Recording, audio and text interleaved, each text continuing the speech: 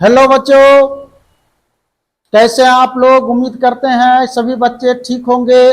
आज हम लोग सीखेंगे प्रकाश के परावर्तन एवं उसके नियम। बहुत अच्छे तरीके से एकदम सरल एकदम सुगम भाषाओं में सीखेंगे और हर एक बिंदु को भी सीखेंगे। एक बार ऐसा सीखेंगे जो जिंदगी भर ना भूलेंगे, बूढ़े तक भी ना इसको भूलेंगे। तो हम लोग आज सीखते हैं भाई प्रकाश के परावर्तन। प्रकाश के परावर्तन सीखते हैं। जो आप देख रहे हैं स्क्रीन पर, reflection of light. Reflection of light है क्या भाई, सभी जानते हैं साधारण भाषाओं में। किसी प्रकाश स्रोत से जब प्रकाश की किरणें निकलती है तो वह किसी सतह की ओर आती है। जो प्रकाश की किरणें किसी सतह की ओर आती है ऐसे किरणें को हम लोग आपतित किरणें कहते हैं। और जो किरणें सतह से टकरा कर वापस लौटती है तो ऐसे किरण को हम लोग परावर्तित किरण कहते हैं। तो सतह की ओर आने वाली किरण को हम लोग आपतित किरण कहते हैं। सतह जिस किरण को लौटाती है उसको बच्चों हम लोग क्या कहते हैं भाई, परावर्तित किरण कहते हैं। तो यही प्रकाश के परावर्तन का नियम है। क्या किसी सतह से प्रकाश की किरण टकराकर लौटने की घटना को प्रकाश का परावर्तन कहते हैं। समझ गए होंगे। जो किरणें सतह की ओर आती है, आपतित किरण, सतह जिस किरण को लौटाती है उसको हम लोग परावर्तित किरण कहते हैं।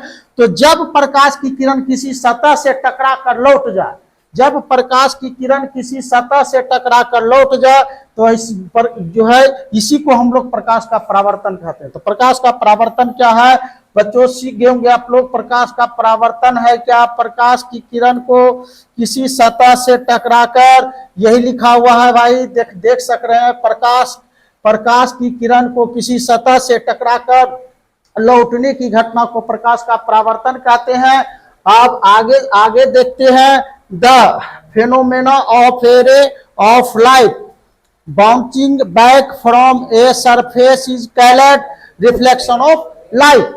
चलिए भाई, अब हम लोग सीखते हैं कि प्रकाश के परावर्तन कितने प्रकार का होता है। प्रकाश के परावर्तन कितने प्रकार का होता है, अब हम लोग को ये सीखना है। चलिए भाई, प्रकाश के परावर्तन के प्रकार जो आप लोग स्क्रीन पर देख रहे हैं। प्रकाश के परावर्तन दो प्रकार का होता है। एक नियमित परावर्तन है भाई और दूसरा है विसरित परावर्तन। नियमित परावर्तन हम किसको कहेंगे, हम लोग अभी सीखे। प्रकाश की किरण जब किसी सतह से टकरा कर लौट जाए तो ऐसी घटना को हम लोग प्रकाश का परावर्तन कहते हैं। और प्रकाश का परावर्तन दो प्रकार का होता है, एक नियमित परावर्तन, दूसरा विसरित परावर्तन। जब प्रकाश की किरणें किसी सतह पर समांतर आपतित हो और परावर्तन के बाद समांतर रह जाए। जब प्रकाश की किरण किसी सतह पर समांतर आपतित हो, कैसा आपतित हो भाई, पैरेलल समांतर आपतित हो और परावर्तन के बाद ये समांतर रह जाती है, तब हम लोग ऐसे परावर्तन को क्या कहते हैं भाई, नियमित परावर्तन। ये याद रखना, सतह पर जब प्रकाश की किरणें समांतर आपतित हो और परावर्तन के बाद समांतर रह जाती है तो ऐसे परावर्तन को नियमित परावर्तन कहते हैं।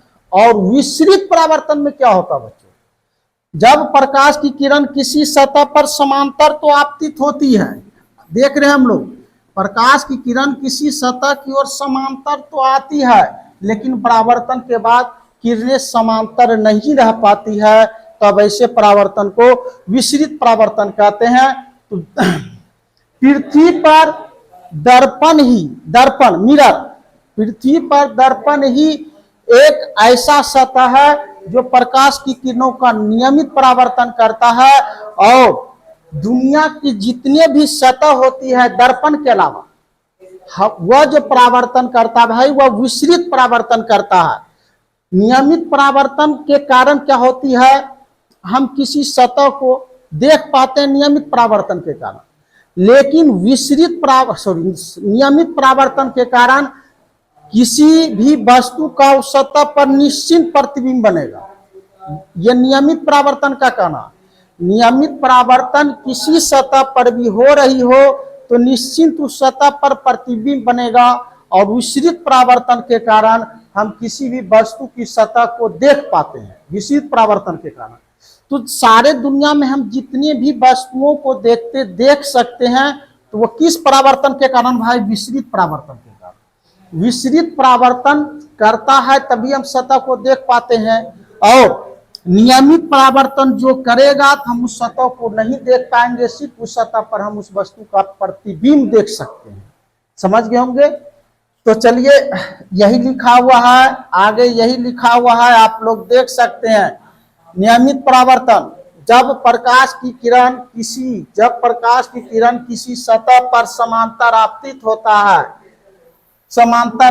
होता है और परावर्तन के बाद समांतर रह जाती है, तब ऐसे परावर्तन को हम लोग नियमित परावर्तन कहते हैं, है ना। और आगे जो हम लोग देख रहे हैं विसरित परावर्तन, तो विसरित परावर्तन क्या है? जब प्रकाश की किरण किसी सतह पर समांतर आपतित होता है लेकिन परावर्तन के बाद समांतर नहीं रह पाती है, तब ऐसे परावर्तन को हम लोग विसरित परावर्तन कहते हैं।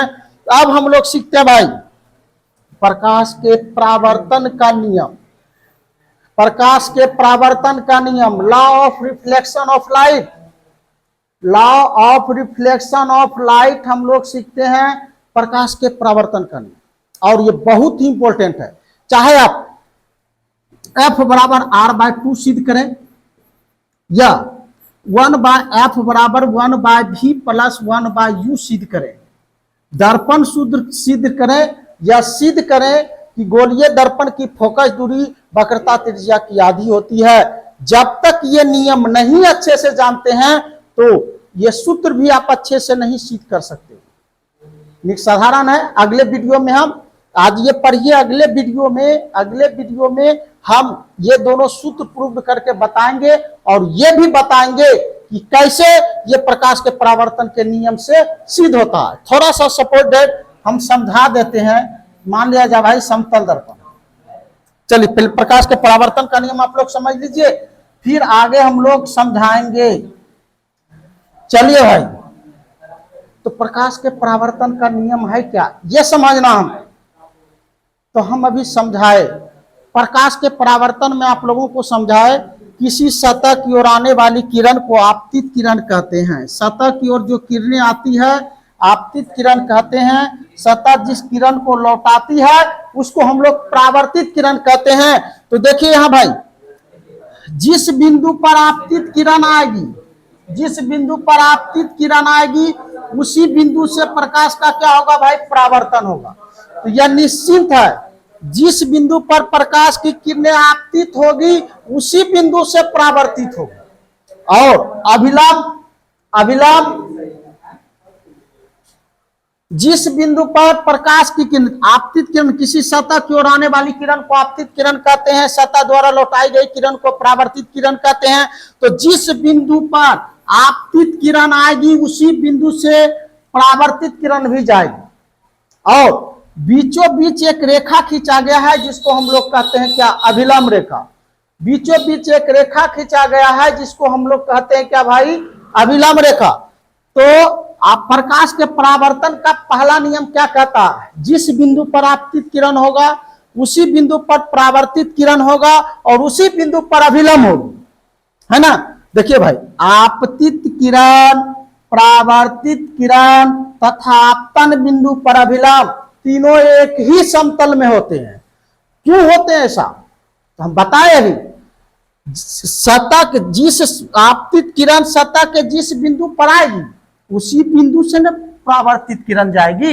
ये हमेशा याद रखना, जिस बिंदु पर आपतित किरण आएगी वहीं से किरण परावर्तित भी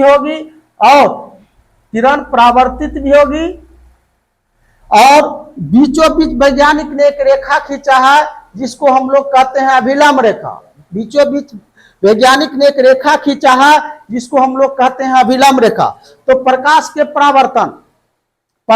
जो परावर्तन है, प्रकाश के परावर्तन का पहला नियम यही कहता है, जिस बिंदु पर आपतित किरण होगी उसी बिंदु पर परावर्तित किरण होगी और उसी बिंदु पर अभिलंब होगी। कहने का अर्थ है मेरा, आपतित किरण, परावर्तित किरण तथा आपतन बिंदु पर अभिलंब तीनों एक ही समतल में होता है। यह प्रकाश के परावर्तन का प्रथम नियम कहता है। और चूंकि अभिलंब बीचों बीच है तो जितना बड़ा आपतन कोण होगा भाई, आपतन कोण को क्या से सूचित करते हैं? आई से। जितना बड़ा आपतन कोण होगा उतने बड़ा क्या होगा भाई, परावर्तन कोण होगा। प्रकाश के परावर्तन का दूसरा नियम कहता है आपतन कोण परावर्तन कोण के बराबर होता है। आपतन कोण परावर्तन कोण के बराबर होता है। समझ गए होंगे। प्रकाश के परावर्तन का दो नियम है, जिस बिंदु पर आपतित किरण रहेगी उसी बिंदु पर परावर्तित किरण रहेगी, उसी बिंदु पर अभिलंब रहेगी। बीचों बीच एक रेखा खींचा गया जिसको हम लोग अभिलंब रेखा कहते हैं। तो ये रेखा बीचों बीच है, तो जितना बड़ा आपतन कोण होगा उतने बड़ा परावर्तन कोण होगा।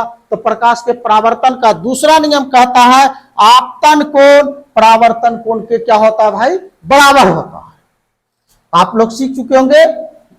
तो यही लिखा हुआ है जो आप लोग देख सकते हैं, law of reflection of light, two law of reflection of light. देखिए प्रकाश के परावर्तन के दो नियम है। पहला नियम क्या है, आपतित किरण, परावर्तित किरण तथा आपतन बिंदु पर अभिलंब तीनों एक ही समतल में होते हैं।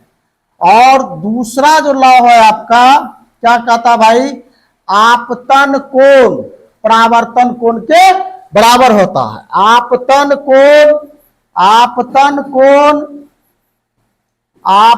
कोण परावर्तन कोण के बराबर होता है। तो यही दो लॉ है प्रकाश के परावर्तन के नियम का। उम्मीद करते हैं आप लोग समझ गए होंगे, है ना। नहीं समझेंगे तो कमेंट में जरूर लिखिएगा, फिर से हम इसको समझाएंगे। आज का क्लास यहीं तक।